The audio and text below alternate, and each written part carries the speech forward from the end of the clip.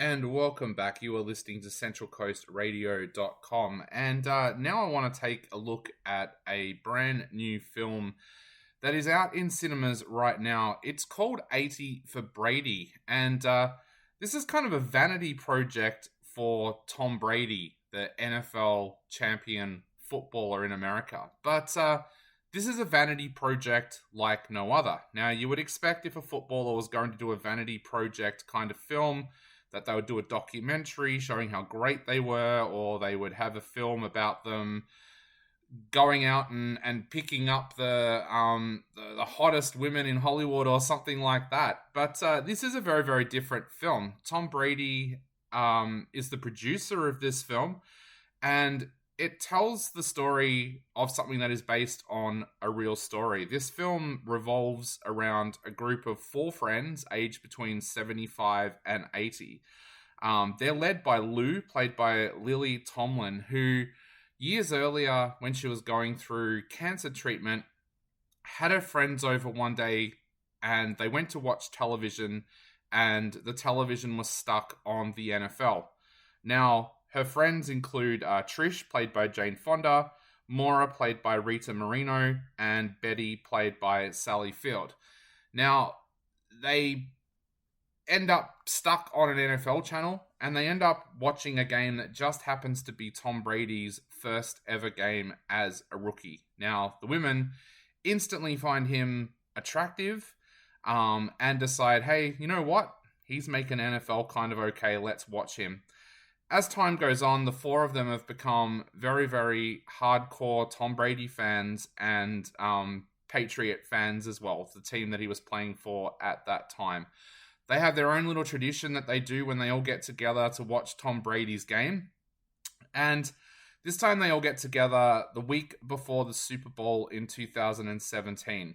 Now, when the Pates make it through to the next round of the Super Bowl and make it to the Super Bowl, Lou decides she wants them to all be there at the Super Bowl. Now, they all have their own problems. Lou's facing more health issues.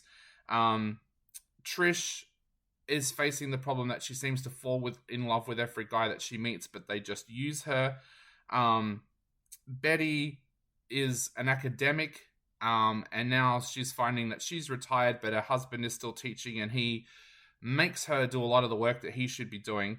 Whereas Moira, she is found herself living without a husband for the first time in years after a husband has passed away. So they're all facing their own little problems. Now, they all decide that they're going to head along to the Super Bowl. They're going to win tickets, head along, and have the time of their lives. And from there, this film becomes touching but wild. It's directed by Kyle Malvin, and it's written by Sarah Hastings and Emily Halpin. But I think the thing I find interesting about this film is a lot of people would expect that a film about four 75 to 80-year-old women wouldn't be a film that would appeal to a wider market. But this film does. I would honestly say that this film might be about football, but it also is a lot about what women of that age go through in their lives. And I find this film really remarkable. I went to see it because I was kind of interested in watching the NFL part of the storyline, but I ended up deeply caring for these four women and what they were going through. There's moments in this movie where it tries to go into that kind of American Pie style of over-the-top humor, and it does work. But the thing that comes back all the time with this movie is the heart of this film. There is so much in this film about the characters themselves that you find yourself time and time again wanting to watch them succeed in their goals that they're trying to do while they're on this trip, because you want to see them have a happy time. The director doesn't go too over the top. Like I said, there are some moments in there where there's funny things like the women all accidentally eat edibles at a party and things like that. But the director and the screenwriters never let that go over the top so much that it becomes unbelievable.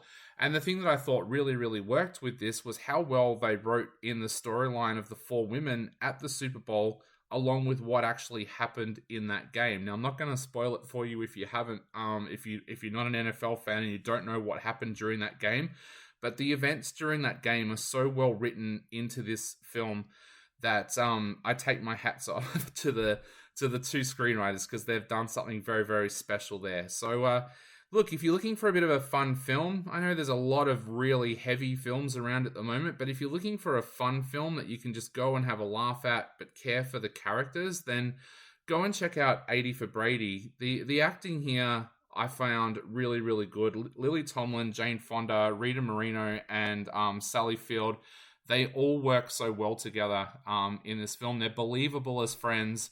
The things that they go through is believable. It has a great touch in there for NFL. I went and saw this at a daytime screening because there was no media screening for this film here in Melbourne, and the mixture of audience in there was really, really unique. There were a lot of older couples in there, both men and women, and both the men and women were laughing at this film. But I think this film is actually for people of all ages. I know the poster makes it look like it is for an older audience, but if you're a younger person, you're going to get just as much out of this film as what you are if you're an older person. Tom Brady's appearance in it as well is not cringeworthy. I was really thinking, gee, I wonder if Tom Brady can act. He's not called on to do too much acting in this film. There's bits where of actual game footage, and they've intercut that with him acting, and it is seamless. And there's a couple of touching moments in there as well where he's talking with some of the female characters in this, and it is done so well. So look, it's an unusual sports film. I know you probably didn't expect one day that there would be a sports film with the likes of Sally Field, Jade Fonda, and Lily Tomlin acting in it, but they are in this film and they do a really, really good job. So I recommend going and checking out 80 for Brady. It is a lot better film than what I expected it to be, and I'm going to give it 3.5 out of 5. It has got a bit of a weird release. I won't say it's a general release because it's not showing everywhere, but please check your cinema guide to go and see where 80 for Brady is screening near you. You're listening to centralcoastradio.com, and that's 3.5 out of 5 for 80 for Brady.